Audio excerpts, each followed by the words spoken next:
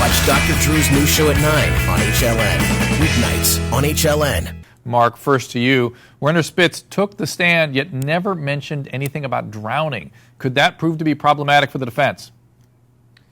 Well, it depends on how they're going to prove this. If they've got a line of witnesses and a busload of nuns to support that theory, I guess they're still okay. So far, we've heard nothing. And again, I am wondering, scratching my head, other than George and Casey, who else can testify as to this being an accidental drowning?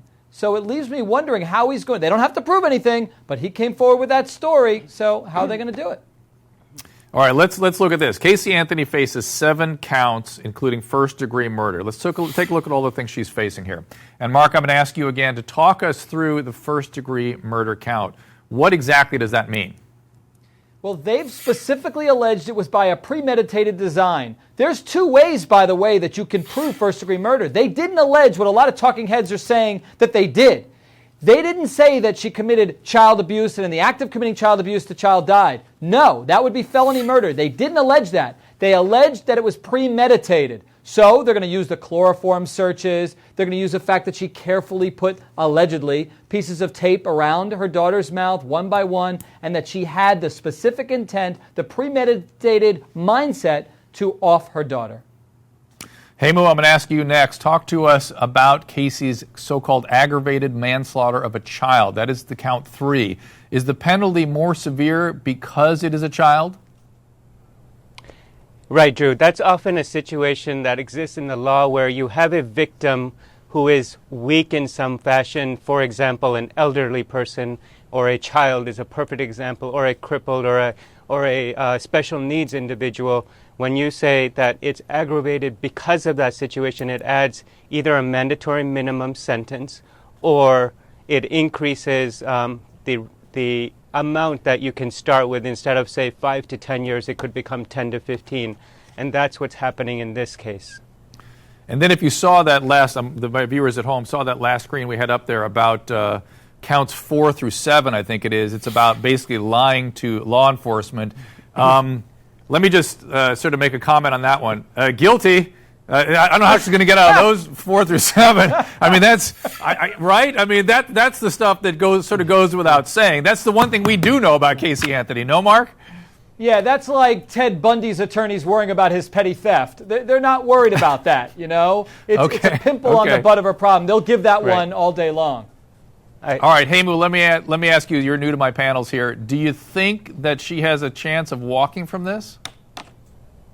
No, I don't. And I think what I'm seeing from the defense side is they're starting to recognize that. And because of that reason, they're attacking anything and everything they possibly can. If we can't get her off on first degree, maybe it'll be second. If it's not second, maybe we'll get aggravated. If we can't get aggravated, we'll confuse the jury so much that at least we'll get a hung jury and get to do it all over again. So I think you're seeing that and I think the focus from the prosecution needs to be to stay focused on what their case was from the beginning.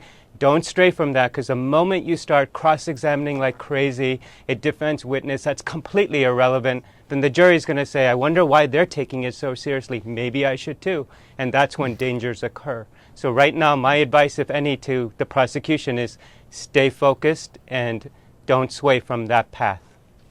But Mark, what Heimu was saying, Mark, shouldn't that have been the job of the defense from the first place? To do what? Didn't they get off course? Well, no. Unfortunately, the course that they took was off to begin with. They came out right away, promised way too much, and everybody's eagerly waiting to hear how they're going to prove this. And I think that Jose thought that somehow the fact that the FBI asked Lee, the brother, for a paternity test somehow then is going to cause the jurors to think that the inference that he must have then been with her, and thus that proves the sexual allegation, somehow he thinks that that's going to work. It's not working. So I don't know where he's coming up with the sexual abuse proof.